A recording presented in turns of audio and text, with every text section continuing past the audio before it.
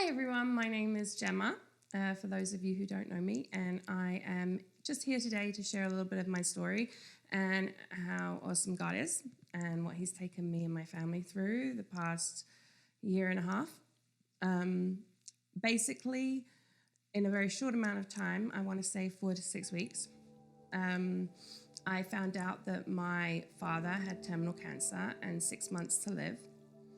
When I was at work, I worked as a social worker at the time at a halfway house with individuals with developmental delays who had recently been released from prison.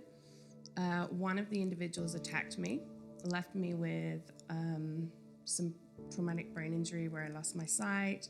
I lost the ability to write, read, and for some people there is a word for it. They call it aphasia, but it's when it's like in your mind, you know what you want to say, but it kind of comes out like gibberish.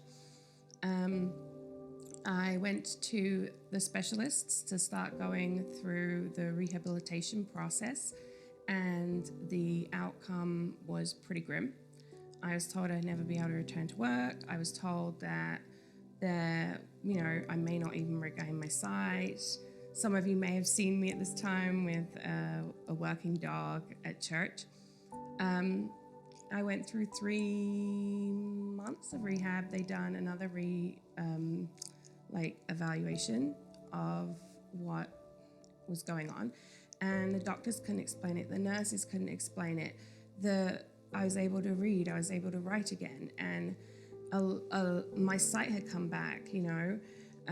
I have to wear the blue tinted glasses, but hey, I look cool. They were so astounded. They asked me, they said, how? And my honest answer was Jesus.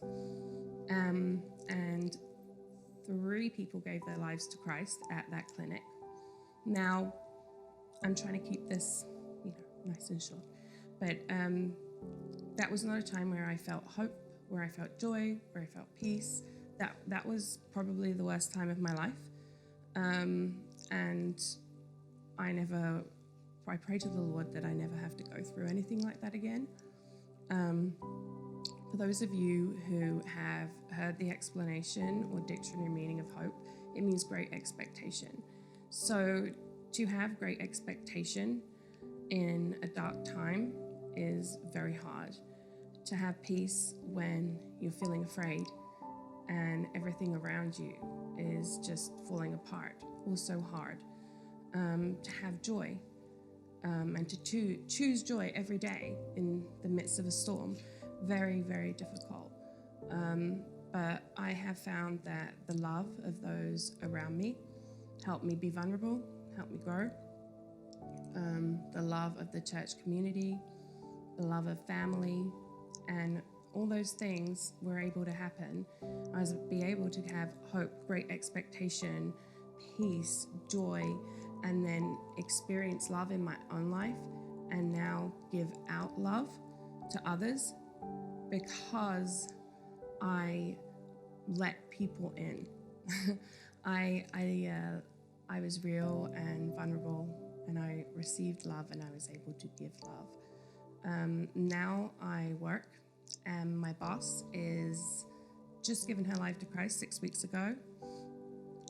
She came from a background of abuse. I didn't even know that, but what I went through impacted her life. So my encouragement to each of you in this time is, no matter where you're at, whether you're learning hope, where you're trusting in God, learning to be vulnerable like I had to be, choosing joy every day even though it's hard, not giving up, receiving love and giving love, wherever you're at, God's with you. I encourage you to embrace it. I also encourage you, even though I was petrified when I done it, to reach out to your church community, get involved, because it's a great community, and when we receive that love, we can give that love, and you're impacting those around you, whether you realize it or whether you don't. So thank you so much for letting me share today, and I hope that it really blessed you.